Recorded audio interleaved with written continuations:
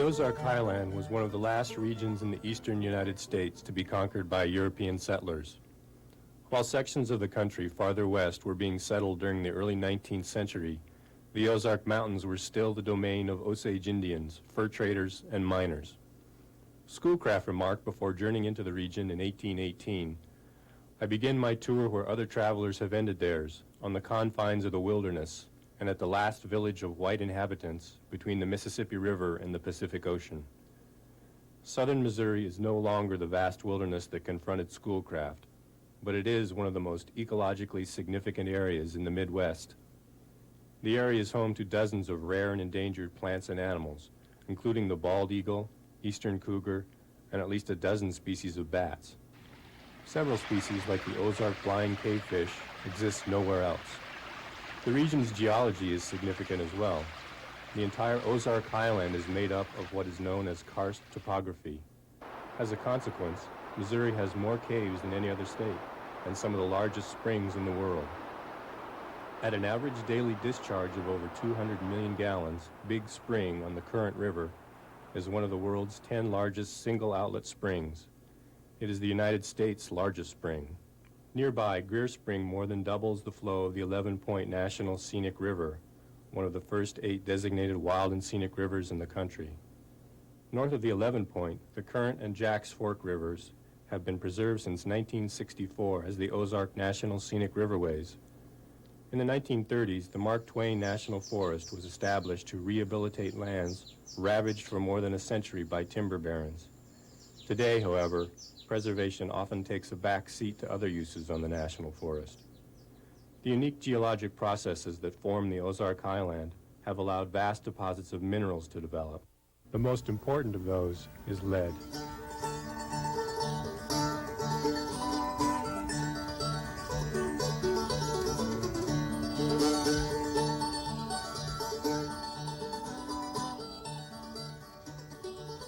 For several decades, one of the Mark Twain Forest's 9 purchase units has sustained the world's largest lead mining district, known as the Viburnum Trend. On that purchase unit, the impact of lead mining operations dominates the landscape.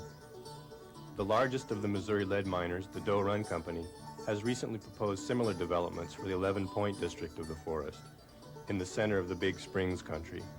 The company's rights to further exploratory drilling are currently being assessed, but far more is at stake.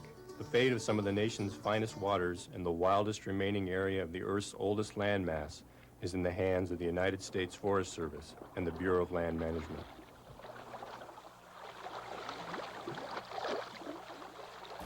Well, fundamentally, you have great thicknesses of soluble rock, primarily dolomite.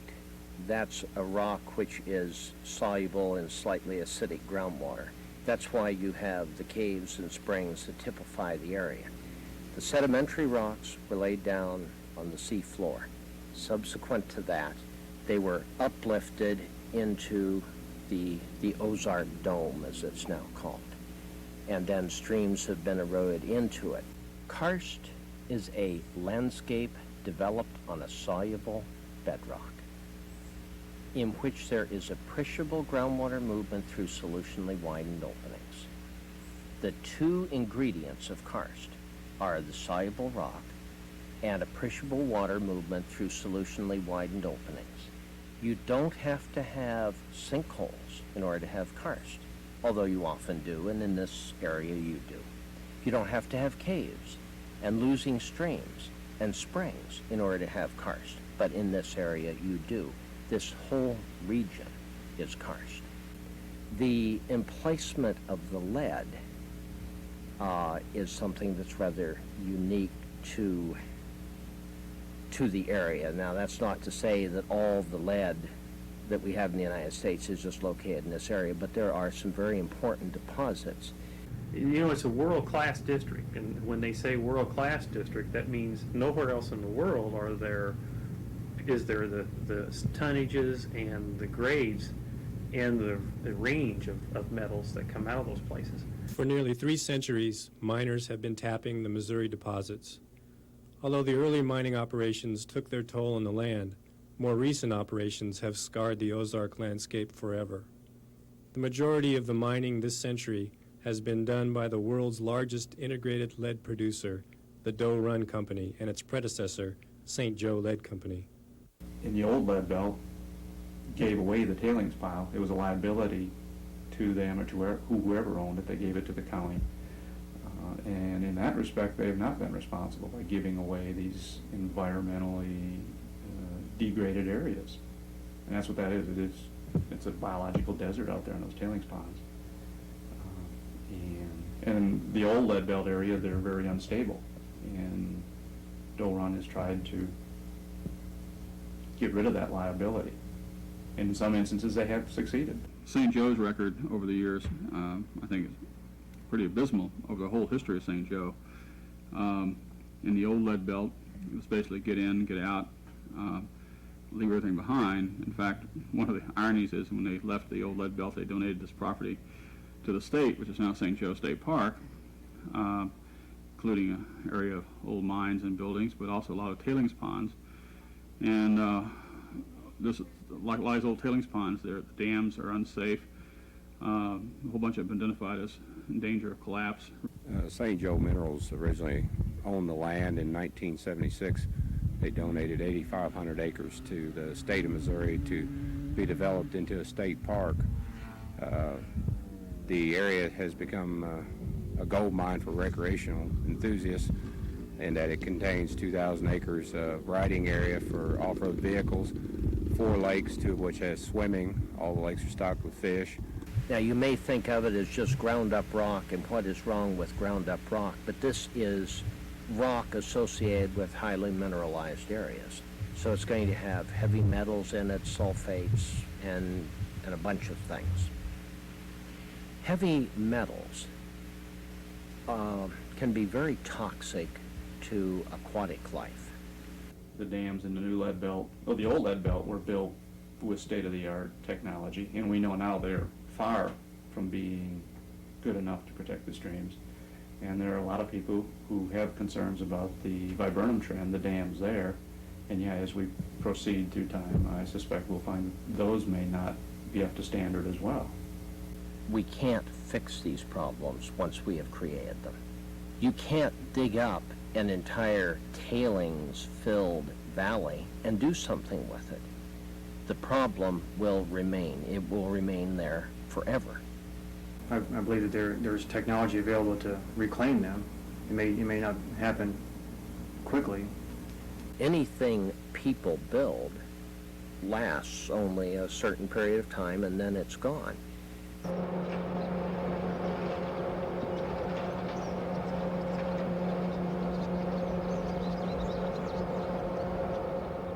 I think it comes like to give the impression that the mines are underground, therefore there's no real impact to the surface.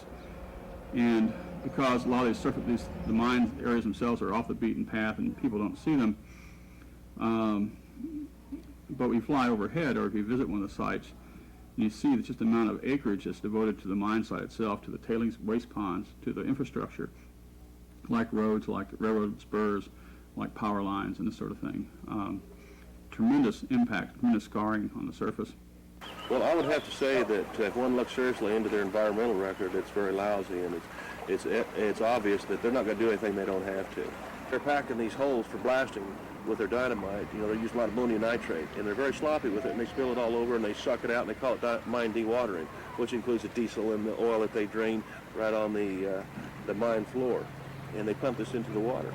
And it's like dumping a whole bunch of fertilizer. When the water warms up, then the stream starts blooming, and the algae starts blooming, and it changes dramatically. It actually turns the stream black. And they were trying to tell us that Dr. Nord Gale was trying to tell us that, oh, there's lots of cattle farms upstream.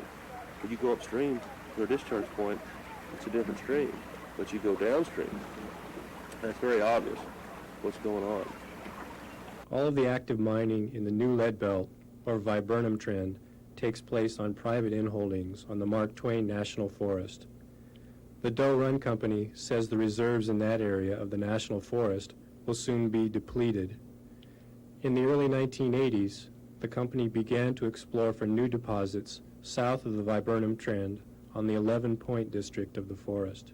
Back in 1983, The Doe Run Company, which was then St. Joe Lead, or USX, I can't remember which name they were under at that point. But anyway, they had two exploration permits for this area. And once the permits expired, because of the presence of the pay holes, they applied for a preference right lease, which would give them the first rights of development if there was anything here.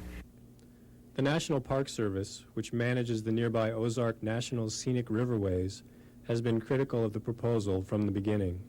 The Ozark Riverways was created by an act of Congress in 1964, and it is the first federal river park that has been established in this country. And it consists of about 100 miles of the current river and about 40 miles of its main tributary, the Jacks Fork River. And we take in about 80,000 acres of surrounding land within the established boundaries of the Ozark Riverways. This first came to our attention back in 1986 when the Mark Twain National Forest first prepared an environmental assessment of a proposal to issue mining leases to a mining company on about 3,400 acres of land lying west of the spring that you see in the background here, in what we would call a recharge area that feeds all the water coming into the spring. And that environmental assessment was a document that really increased our concerns because it did indicate that mining in that area, where it's in the center of the recharge basin for Big Spring, could have catastrophic effects and impacts on the water quality and on the water feeding into the spring, and the spring ultimately feeds into the lower current river. So we did express our concerns at that time when that environmental assessment was prepared in 1986, as did numerous individuals and organizations throughout the state of Missouri. As a consequence of that, the Forest Service backed off from that environmental assessment and decided instead to prepare a full environmental impact statement, which, as you probably are aware, goes into much more detail on the socioeconomics and the environmental impacts of any development. However, instead of focusing on that 3,400 acres in the initial application for mining leases, the Forest Service decided to expand its area of study to 119,000 acres, which includes the entire Big Spring recharge area and other lands. And the environmental impact statement, which was subsequently prepared by the U.S. Forest Service, was a generic type environmental impact statement. It covered certain scenarios of what might happen to the environment if 3 mines were built, or if 5 mines were built, or if 7 mines were built. And that environmental impact statement was given wide circulation. Of course, the Forest Service conducted several public meetings. And the opposition to that environmental impact statement was overwhelming. I think in projects such as this, or proposed projects, what you do is you look for the limiting factor. And you spend a lot of your effort in seeing if the limiting factor is likely to permit the project to go forward. What is the limiting factor in this region? It is simply this. These are high-quality waters. They supply a sole source aquifer, and these are waters that have national significance. Not local significance, not just state significance, but national significance. Clearly, we must protect the quality of those waters. If we are to protect the quality of those waters, we cannot dispose of such hazardous materials on the surface in the area. Basically, what I found was that any kind of mineral development would have some effects on individuals of many species. However, we felt that there were ways that we could mitigate these effects so that we would not be jeopardizing the existence of any one species.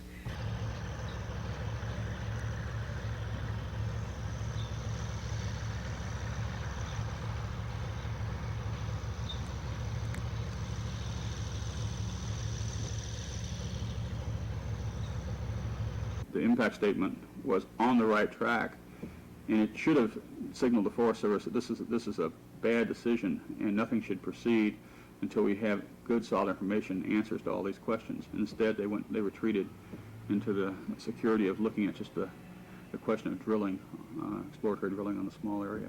Right now we're on the proposed drill hole location WN-168. This site is one that was chosen by the Doe Run Company as one of the areas that they'd like to drill and do some exploring for the lead deposits that they believe might be down in this area. And in that process, they will necessarily have to go right through the recharge basin feeding into Big Spring. So we're very much concerned about the possible environmental impacts that could have on Big Spring and the entire lower current river. We had an expert from the U.S. Geological Survey Water Resources Division was on the environmental assessment team, and he wrote up the analyses in the environmental assessment on groundwater hydrology and looked at the drill hole plugging procedures and made the determination that he felt comfortable with the procedures that were being followed. Any number of wells drilled in southern Missouri can encounter cavernous bedrock. It can be a problem to plug or seal or case properly. And until you drill, you don't know. Well, it's pretty well known in when you're dealing with geology is you really never know what you have until you do drill it, or you get down there with a shaft or something and actually see it, because it's nature. It's very variable. You really never know for sure until you drill it. Yes, I'm talking about 20 holes, but I know that they're going to be drilling more, and they need to do more evaluation, and I still feel that we need to have that baseline data. And so that's the reason the decision was made, not specifically on just 20 holes, even though that's what the decision, was geared for, but other things fall into it. It has only one ultimate conclusion, and that conclusion is either to mine or not to mine. And that conclusion, unfortunately, we think is based solely on whether the company wants to or not. And that at that point, the public's going to be shut out. This information could lead either way, Either way, I think there'll probably be more holes drilled more than just the 20. That's, they pretty much assured us of that, and that's probably true, because they have hit some pay holes, which indicates that there is lead there, but we still don't know the extent and exactly how much, and when you're looking at a mineral deposit that's in the bottom of an aquifer such as that, it's kind of like mining underwater. They don't even know if the technology would be sufficient to be able to dewater that.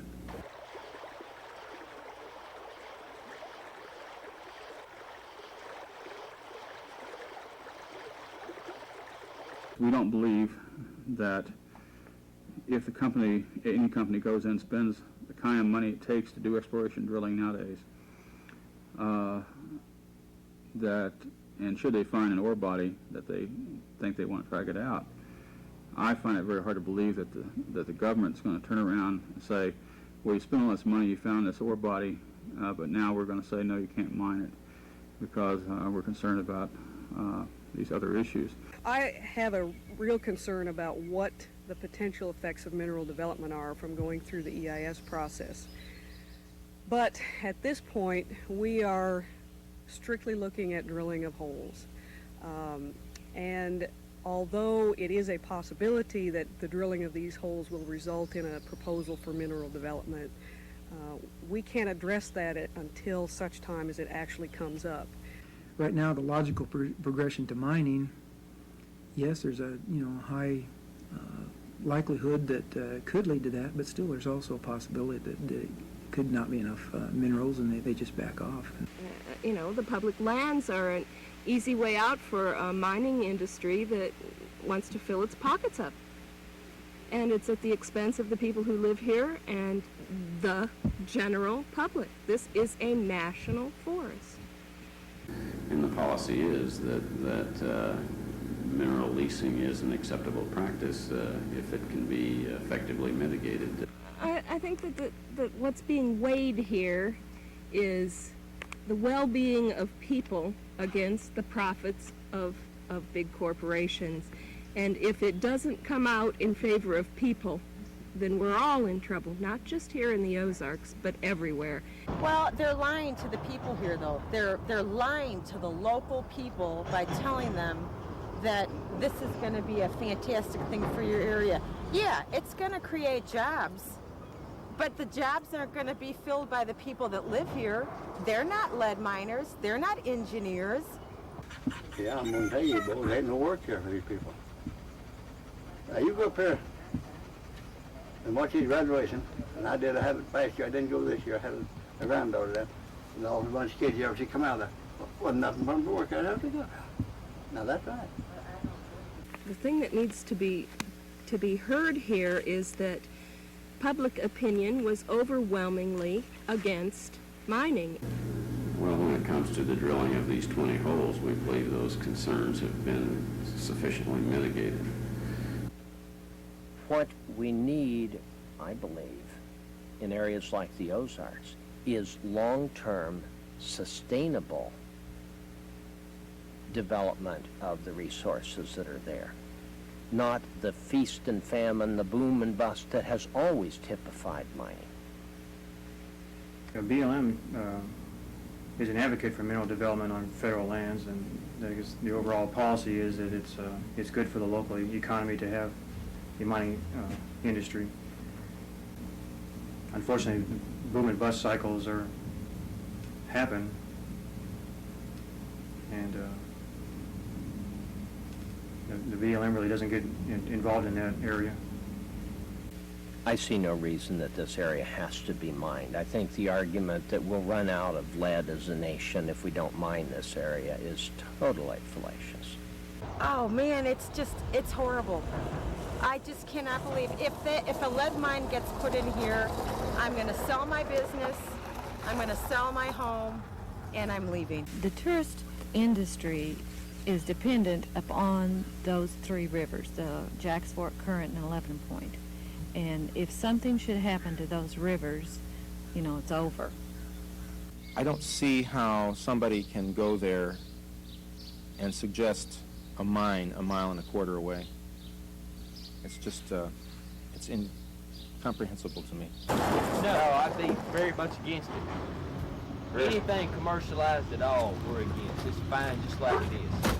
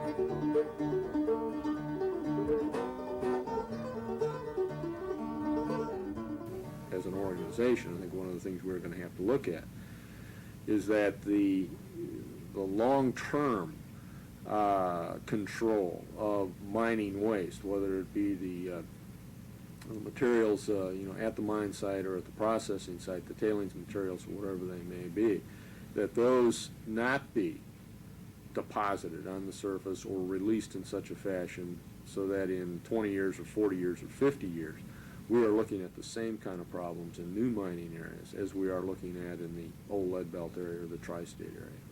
We cannot allow that to happen at this point because the equation, the economic benefit equation, and the environmental protection equation, that just doesn't balance. I personally believe that the pressure comes from Washington, D.C., and it comes from corporate interests, and the Forest Service is compromising their reason for existence because of the pressures that they're feeling politically and economically. I think dollar signs are in these people's eyes. How do you persuade someone? I wouldn't even attempt to persuade someone like that their position was wrong. They've got a different set of values that they're operating under that allows them to see it that way. The interest of companies will be drawn back to Missouri if base metal prices go way up. Missouri is likely to remain a target for these companies for well into the next century. I can remember back when I was in elementary school, my parents fighting a group that wanted to dam the 11 Point River. That was before it was the National Scenic Riverway. So, I mean, this is something that has been precious to the community for years. And I think the one thing that I wish would happen with the Forest Service is that they would remove the mineral designation from the Forest Service plan. As soon as this is over, there's a parcel of land right next door to this that the whole thing's going to start all over on.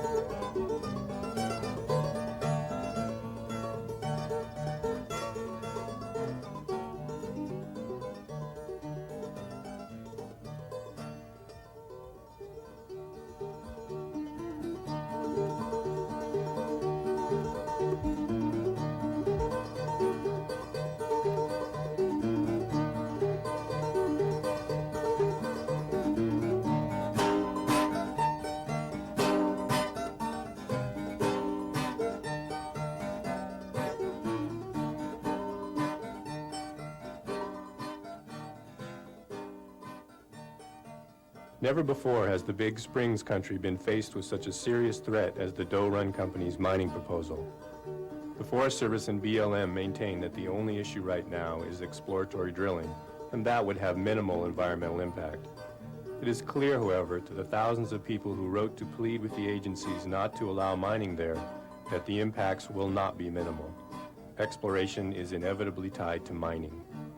The Forest Service has never in its history denied a lead mining company the right to develop a mine once exploration showed a deposit was there, and the impacts of mining in the Big Springs country would be catastrophic.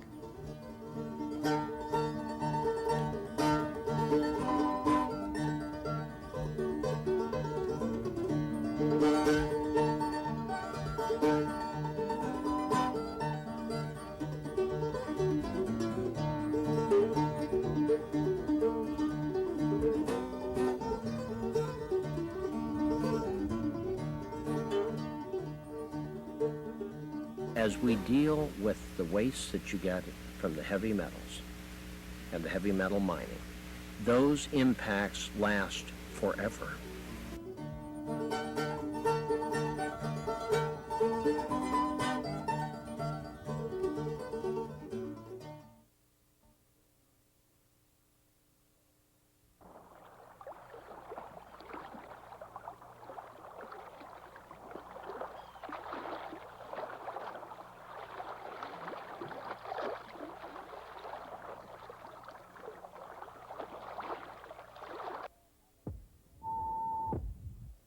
My name is James E. Stack. I'm with the Doe Run Company in St. Louis, Missouri. It's Thursday, June 11th at 11:36 a.m. St. Louis time, and it's Central Daylight Time. The Doe Run Company, we have thoroughly reviewed and considered the request for participation in the video project. We do not have any interest in proceeding with it further, and will not be available for interviews or further activity regarding that video project. We have collectively reached the conclusion that there's no benefit and no reason why no positive reason why we want to proceed with participation in the project.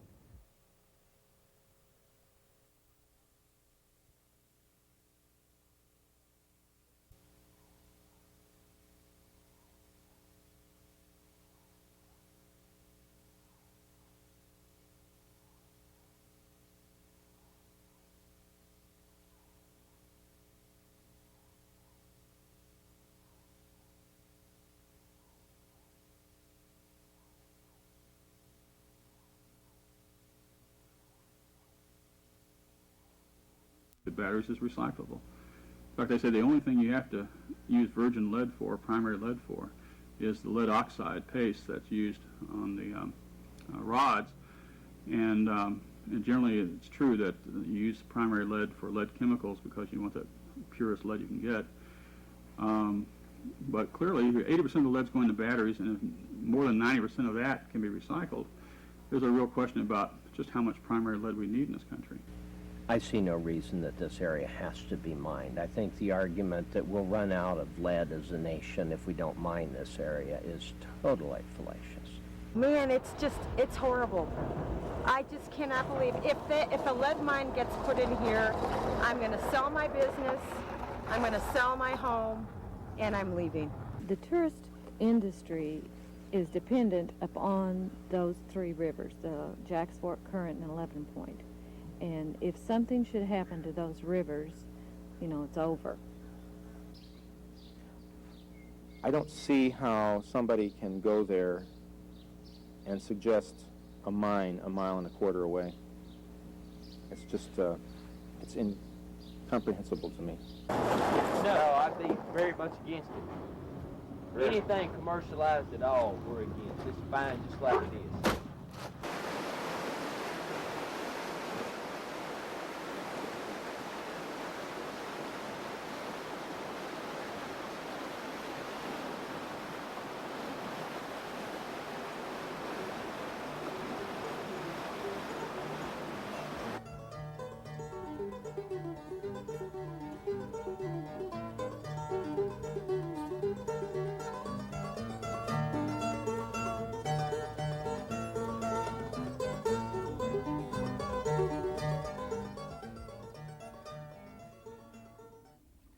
Never before has the Big Springs country been faced with such a serious threat as the Doe Run Company's mining proposal.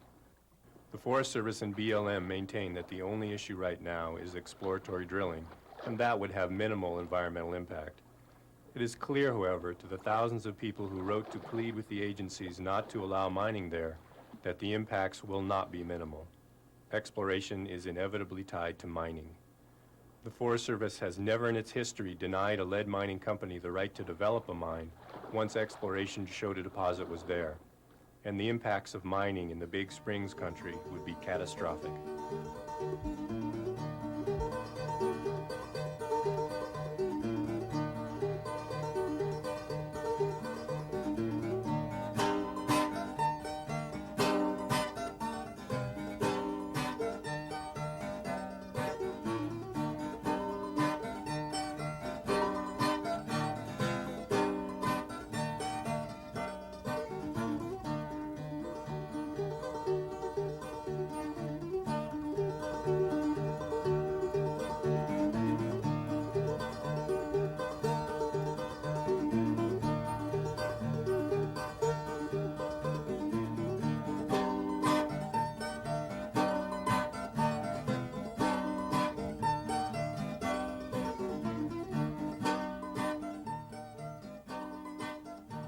As an organization, I think one of the things we're going to have to look at is that the long-term control of mining waste, whether it be the materials, at the mine site or at the processing site, the tailings materials, or whatever they may be, that those not be deposited on the surface or released in such a fashion so that in 20 years or 40 years or 50 years, we are looking at the same kind of problems in new mining areas as we are looking at in the old lead belt area or the tri-state area. We cannot allow that to happen at this point because the equation, the economic benefit equation, and the environmental protection equation, that just doesn't balance.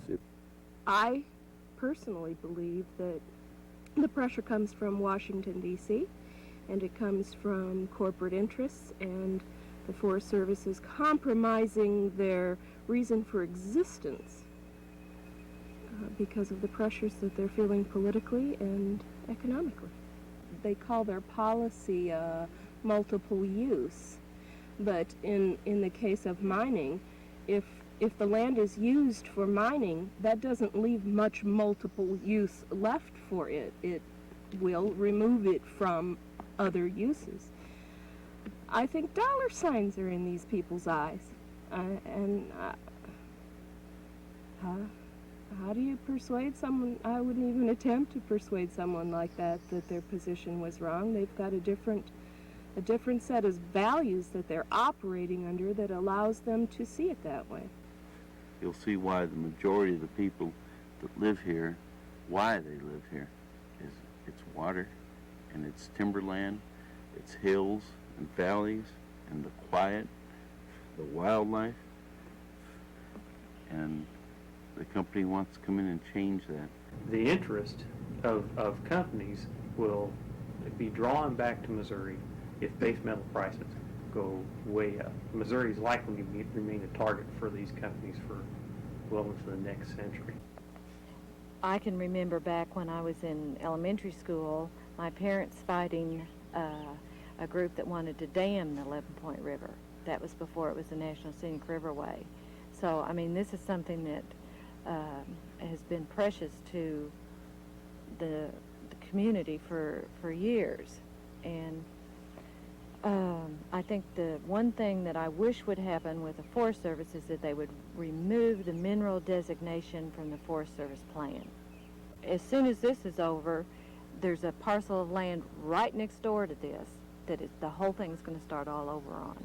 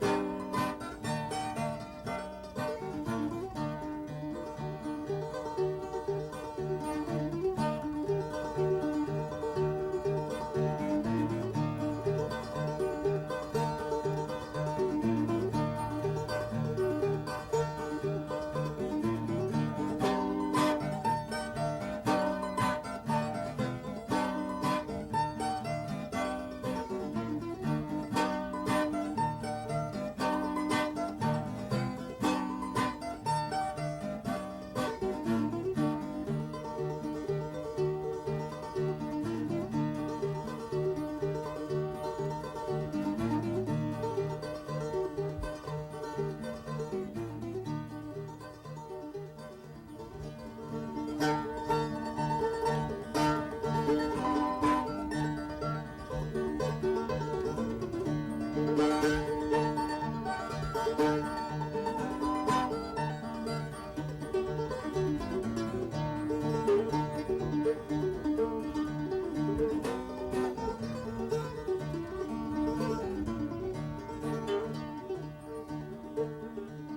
we deal with the waste that you get from the heavy metals and the heavy metal mining, those impacts last forever.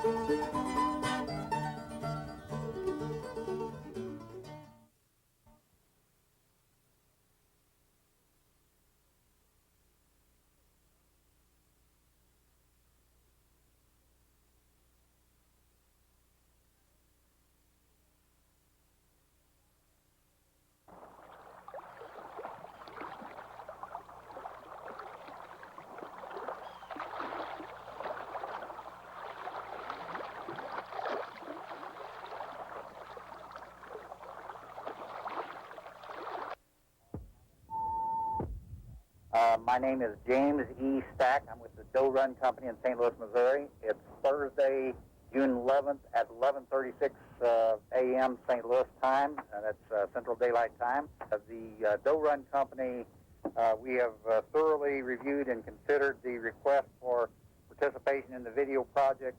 We do not have any interest in proceeding with it further, and will not be available for interviews or further